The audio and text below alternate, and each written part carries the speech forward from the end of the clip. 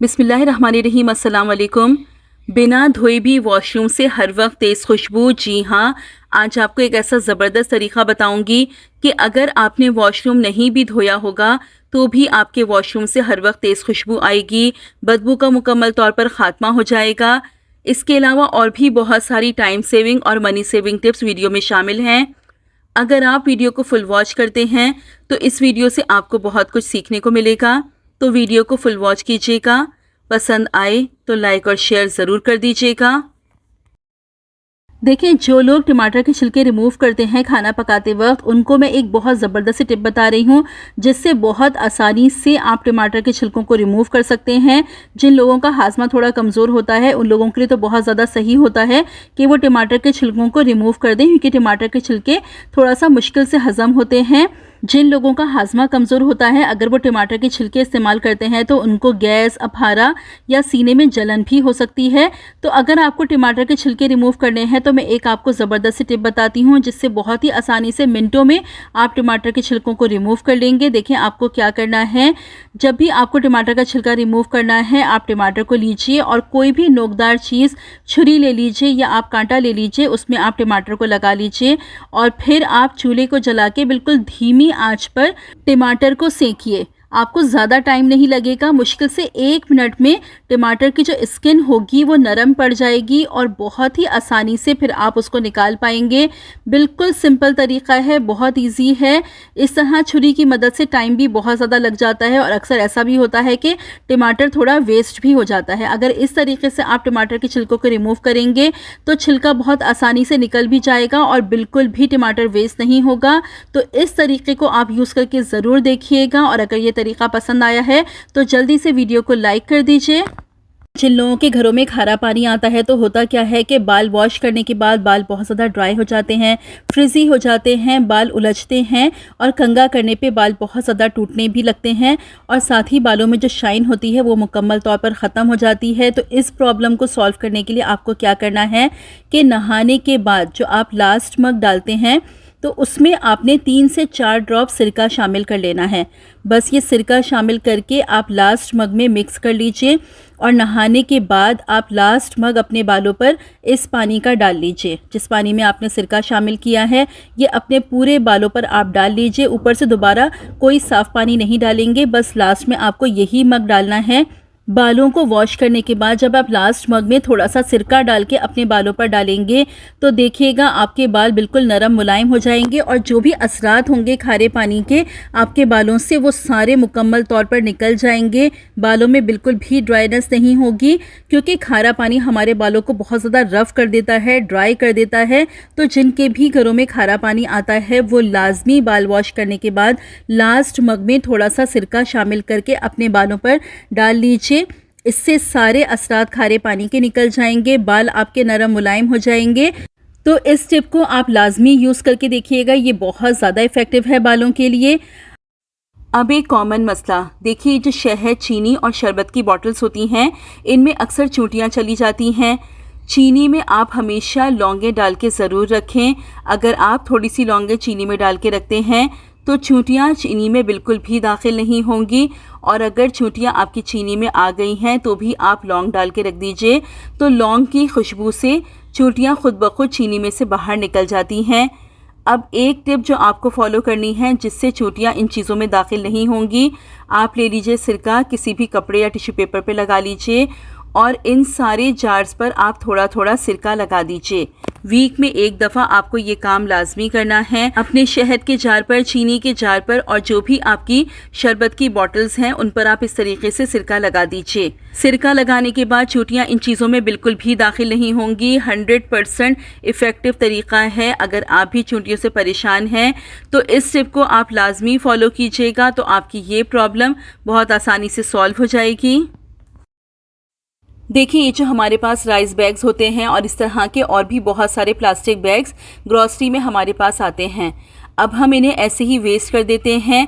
आपको इनको वेस्ट बिल्कुल भी नहीं करना है, क्योंकि ये बहुत ज़्यादा यूज़फुल होते हैं। इससे पहले भी मैंने इनके बहुत सारे यूजेस आपके साथ शेयर किए हैं। आज एक यूज़ आपको और बता रही हूँ। आपने क्या करना है, ये इस तरह का आप कोई भी बैग ले लीजिए और पहले नीचे से आप इस तरीके से कट कर दीजिए। देखिए इस तरह से बस आपने इसको कट करके अलग कर देना है।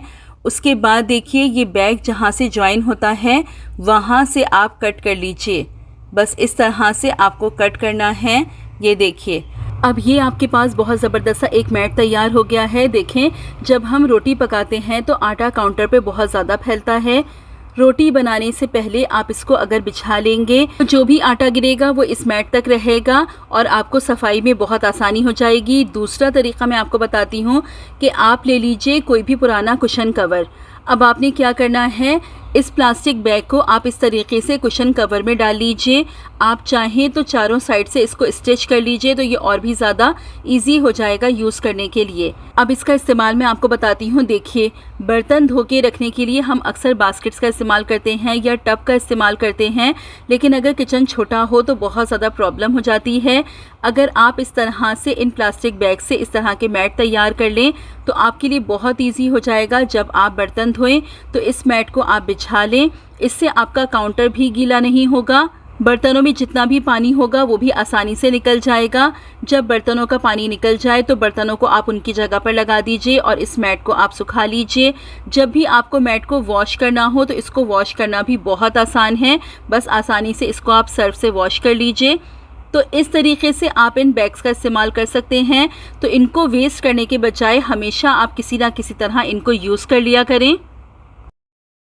देखिए अक्सर हम परमानेंट मार्कर का इस्तेमाल करते हैं इस तरह के प्लास्टिक बैग्स पर, या किचन के जो हमारे मसाला बॉक्स होते हैं उन पर हम परमानेंट मार्कर से मार्क कर देते हैं, मसालों के नाम लिख देते हैं। अब कभी अगर परमानेंट मार्कर को रिमूव करना हो तो उसके लिए आप इस्तेमाल कर लीजिए परफ्यूम का। जी हाँ, परफ्यूम के इस्तेमाल से परमानेंट मार्कर का जो निशान होता है वो फ़ौरन ख़त्म हो जाता है। बस देखिए मैंने थोड़ा सा परफ्यूम स्प्रे किया, टिश्यू पेपर की हेल्प से आप इसको रब कीजिए और देखिए रिजल्ट आपके सामने है। परमानेंट मार्कर का निशान फ़ौरन ख़त्म हो गया है। अगर कभी भी आपको परमानेंट मार्कर को रब करना हो तो बस आप परफ्यूम का इस्तेमाल करके अपनी इस प्रॉब्लम को बहुत आसानी से सॉल्व कर सकते हैं। देखिए ये जो थर्मामीटर होते हैं अक्सर हमारे घर में मौजूद होते हैं। अक्सर ये जब ख़राब हो जाते हैं तो हम इनको ऐसे ही वेस्ट कर देते हैं। देखिए थर्मामीटर के जो ये कवर होते हैं ये बहुत ज़्यादा यूज़फुल होते हैं। थर्मामीटर को आप वेस्ट कर दीजिए, लेकिन इन कवर्स को आप ज़रूर संभाल लीजिए। इनमें आप बहुत सारी चीज़ें रख सकते हैं। छोटी छोटी चीज़ें रखने के लिए आप इनका इस्तेमाल कर सकते हैं, जैसे हमारी हेयर पिन्स होती हैं या जो हमारी नीडल्स होती हैं, सुइयाँ, आप उनको रखने के लिए भी इन कवर्स का इस्तेमाल कर सकते हैं। ऐसे ही छोटी छोटी चीज़ें जैसे हमारे मोती वगैरह होते हैं कपड़ों के, और भी इस तरह की चीज़ों को हम रखने के लिए इन कवर्स को ईजिली यूज़ कर सकते हैं। तो इनको बिल्कुल भी आप वेस्ट ना करें। जब भी कभी आपके थर्मामीटर ख़राब हो जाएं तो इन कवर्स को आप किसी भी चीज़ को रखने के लिए इस्तेमाल कर लीजिए। घर में इस तरह की बहुत सी छोटी छोटी चीज़ें होती हैं जिनका हम रीयूज़ नहीं करते और ऐसे ही उन्हें वेस्ट कर देते हैं। तो ये छोटे छोटे आइडियाज़ होते हैं जिनसे आपको एक आइडिया मिल जाता है कि इनको आपको वेस्ट नहीं करना है बल्कि आप इन्हें रीयूज़ कर सकते हैं। होप कि ये सिंपल सा छोटा सा आइडिया है लेकिन आपको पसंद आया होगा। इसी तरह से ये जो कपड़ों में टैग्स निकलते हैं इनको भी हम ऐसे ही वेस्ट कर देते हैं। इनको रीयूज़ करने के मैंने इससे पहले भी आपके साथ कुछ आइडियाज़ शेयर किए हैं। आज 2 आइडियाज़ और बता रही हूँ। देखिए किताबों में बुकमार्क के लिए आप इन्हें इस्तेमाल कर सकते हैं। बच्चों को पढ़ने के लिए अक्सर बुकमार्क्स की ज़रूरत होती है, तो इन टैग्स को आप बुकमार्क की तरह इस्तेमाल कर सकते हैं। बुकमार्क्स के लिए अक्सर बच्चे पेपर्स की छोटी छोटी चिट्स बना के इस्तेमाल करते हैं, उससे बेहतर है कि आप इन टैग्स का इस्तेमाल कर लीजिए। अक्सर जब हमें ज़रूरत हो तो हमें सेफ्टी पिन नहीं मिलती। सेफ्टी पिन को ऑर्गेनाइज़ करने के लिए भी आप इन टैग्स का इस्तेमाल कर सकते हैं। बस आपने क्या करना है, ये देखिए सेफ्टी पिन को आप खोल लीजिए और इन टैग्स में ये जो डोरी होती है इसमें आप इन सेफ्टी पिन्स को लगा लीजिए। सारी सेफ्टी पिन्स आप इस डोरी में लगा दीजिए।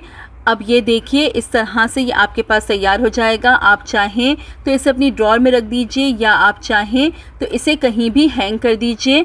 देखने में भी ये बुरा नहीं लगता और आपके लिए यूज़ करना बहुत आसान हो जाता है। सेफ्टी पिन्स हमेशा आपकी आंखों के सामने रहती हैं, जब भी ज़रूरत हो आपको आसानी से मिल जाएंगी। तो इन टैग्स का आप इस तरह भी इस्तेमाल कर सकते हैं। इस आइडिया को भी ट्राई करके ज़रूर देखिएगा। देखिए लाइटर बहुत जल्दी गंदे हो जाते हैं, ग्रीसी हो जाते हैं, इन पर बहुत ज़्यादा गंदगी जमा हो जाती है और अक्सर लाइटर काम करना भी छोड़ देते हैं। आपको एक ऐसा तरीका बताऊंगी कि अगर आपका लाइटर सही तरह से काम नहीं कर रहा है तो उस तरीके को अगर आप यूज़ करते हैं तो आपका लाइटर सही तरह से काम करने लगेगा। लाइटर को क्लीन करने के लिए आप यूज़ कर लीजिए टूथपेस्ट का। आपको पता है टूथपेस्ट बहुत ज़बरदस्त क्लीनर है। जिस सरफेस पे भी आप टूथपेस्ट का इस्तेमाल करते हैं वो बहुत अच्छे तरीके से क्लीन हो जाती है। बस थोड़ा सा आप टूथपेस्ट ले लीजिए, इस तरीके से आप लाइटर पर रब कर लीजिए। उसके बाद कोई भी आप पुराना ब्रश ले लीजिए, ब्रश की मदद से आप लाइटर को थोड़ा सा रब कीजिए। उसके बाद किसी कपड़े या टिश्यू पेपर की मदद से आप इसे साफ़ कर दीजिए। मिनटों में आप ये देखिए लाइटर बहुत ज़बरदस्त तरीके से चमक गया है। जितनी भी इसमें चिकनाई थी वो मुकम्मल तौर पर ख़त्म हो गई है। तो इस तरह से अपने लाइटर को आप क्लीन कर सकते हैं। लाइटर्स को हमेशा क्लीन करके रखा करें वरना देखने में बहुत ज़्यादा बुरे लगते हैं। अब देखिए अक्सर क्या होता है कि लाइटर सही तरह से काम नहीं कर रहा होता क्योंकि लाइटर में अंदर बहुत ज़्यादा गंदगी और चिकनाई जमा हो जाती है। तो आपने क्या करना है, एक एयरबड ले लीजिए और एयरबड से आप इसको अंदर से क्लीन कीजिए। आप यकीन करें इस तरह से आप क्लीन करके देखें, बहुत ज़्यादा गंदगी निकलती है लाइटर के अंदर से। अभी मैं आपको दिखाती हूँ। जबकि मैं हर थोड़े अरसे पर लाइटर को क्लीन करती रहती हूँ, उसके बावजूद भी आप देखें कि इसके अंदर कितनी जल्दी गंदगी जमा हो जाती है। ये देखिए कितनी ज़्यादा इसके अंदर गंदगी और चिकनाई जमा थी। इसकी वजह से अक्सर लाइटर सही तरह से काम नहीं कर रहे होते। अगर आपका लाइटर ठीक तरह से काम ना कर रहा हो तो इस टिप को आप पहले ज़रूर फॉलो करें। इसके बाद भी अगर आपका लाइटर सही तरह से काम ना करे तो आप नया लाइटर परचेज़ कर लीजिए, लेकिन नया लाइटर लेने से पहले एक दफ़ा इस टिप को ज़रूर फॉलो कीजिएगा। एक आप डिस्पोजेबल मास्क ले लीजिए, ऊपर से कट करके इसकी डोरी आप निकाल लीजिए। लास्ट में इसकी डोरी का हम इस्तेमाल करेंगे। उसके बाद देखें इस तरह से आप इसको खोल लीजिए और एक पीस ले लीजिए आप एलम यानी फिटकिरी का। देखिए एलम जितनी भी गंदगी होती है, जरासीम होते हैं, उसको अपने अंदर एब्जॉर्ब कर लेती है। जितनी भी बदबू होती है उसको अपने अंदर एब्जॉर्ब कर लेती है। इसका इस्तेमाल बहुत ज़्यादा फ़ायदेमंद होता है। मैं आपको कहती हूँ पोछे के पानी में हमेशा 1 टीस्पून आप एलम का पाउडर ज़रूर शामिल कीजिए। बस इस तरह से एक पीस आप फिटकिरी का इस मास्क में रख दीजिए। उसके बाद ले लीजिए आप कोई भी तेज़ खुशबू वाला साबुन। देखिए अगर आपके पास साबुन के बचे हुए पीस हैं तो यहाँ आप उनका भी इस्तेमाल कर सकते हैं। अब ये जो हमने मास्क की डोरी निकाली थी उससे आप इसको अच्छी तरह से सिक्योर कर दीजिए। अब इसका इस्तेमाल हमें कहाँ करना है, देखिए ये जो हमारे फ्लश टैंक्स होते हैं उनमें आप इसको हैंग कर दीजिए। तो देखें जब भी आप फ्लश इस्तेमाल करेंगे तो फिटकिरी और साबुन आपके फ्लश के ज़रिए आपके वॉशरूम में जाएगा। फिटकिरी जितनी भी गंदगी होगी, जरासीम होगी, बदबू होगी, उसको अपने अंदर एब्जॉर्ब कर लेगी और साबुन की बहुत प्यारी खुशबू आएगी। ये टिप आप वॉशरूम में ज़रूर इस्तेमाल करें क्योंकि अक्सर क्या होता है कि वॉशरूम को हम अच्छी तरह से क्लीन कर लेते हैं, उसके बाद भी वॉशरूम से स्मेल नहीं जाती। अगर इस टिप का आप इस्तेमाल करेंगे तो आपके वॉशरूम में हर वक्त बहुत प्यारी खुशबू रहेगी। जब भी आप फ्लश करेंगे बहुत अच्छी खुशबू आएगी। तो इस टिप को आप लाजमी फॉलो करके देखिएगा, ये बहुत यूज़फुल है और 100% वर्किंग है। देखिए किचन में काम करते हुए टिश्यू पेपर की तो हमें अक्सर ज़रूरत पड़ती ही रहती है। अगर आपके पास कोई टिश्यू पेपर का होल्डर नहीं है तो आज मैं आपको एक ऐसी टिप बताऊंगी जिससे आपको जगह भी वेस्ट नहीं करनी पड़ेगी और टिश्यू पेपर के बॉक्स को आप आसानी से किचन में लगा सकते हैं। आपने क्या करना है, इस तरीके से आप डबल साइडेड टेप ले लीजिए और टिश्यू पेपर के बॉक्स की बैक साइड पर आप इस तरीके से डबल साइडेड टेप लगा दीजिए।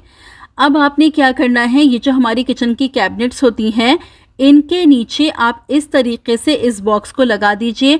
एक तो देखें आपके जो काउंटर टॉप पे बिल्कुल भी जगह वेस्ट नहीं होगी और ये इस तरीके से बहुत ज़्यादा हैंडी हो जाते हैं। जब भी आपको यूज़ करना है आप आसानी से टिश्यू पेपर को निकाल लीजिए। मैं इसी तरीके से कैबिनेट के नीचे टिश्यू पेपर के बॉक्स को लगा लेती हूँ तो बहुत ज़्यादा हैंडी हो जाते हैं। बहुत यूज़फुल टिप है, इसको फॉलो करके ज़रूर देखिएगा। ग्लास को वॉश करने के बाद भी अक्सर ऐसा होता है कि ग्लासेस में स्मेल रह जाती है। ये इसलिए होता है कि हम जो स्क्रबर्स बाकी बर्तनों के लिए यूज़ कर रहे होते हैं वही हम ग्लासेस के लिए भी यूज़ करते हैं।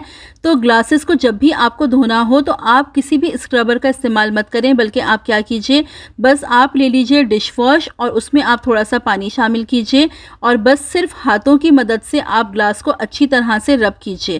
क्योंकि जब हम स्क्रबर्स यूज़ करते हैं ग्लास के लिए तो अक्सर ग्लासेस में स्मेल सी रह जाती है। तो बहुत अच्छा तरीका है कि बग़ैर स्क्रबर के आप अपने ग्लासेस को वॉश कीजिए। देखिए बस सिंपल इस तरीके से मैंने हाथों की मदद से इसको रब कर लिया है। बस अब मैं इसको पानी से वॉश कर लूँगी, ग्लास बिल्कुल साफ़ भी हो जाएगा। अच्छा, इसका एक फ़ायदा ये भी होता है कि ग्लासेस पर स्क्रैच नहीं आते।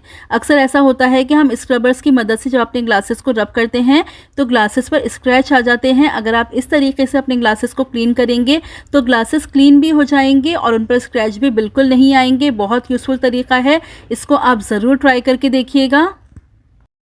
तो ये थी मेरी आज की वीडियो। होप कि आपको पसंद आई होगी, वीडियो अच्छी लगी हो, आपके लिए यूज़फुल रहे तो वीडियो को लाइक और शेयर ज़रूर कर दीजिएगा। चैनल पर पहली बार आए हैं तो सब्सक्राइब करके बेल नोटिफिकेशन को ऑन कर लीजिए। रखिएगा अपना बहुत सारा ख्याल, मुझे भी अपनी दुआओं में याद रखिएगा। मिलती हूँ अपनी नेक्स्ट वीडियो में। Till then stay safe, stay happy. अल्लाह हाफिज़।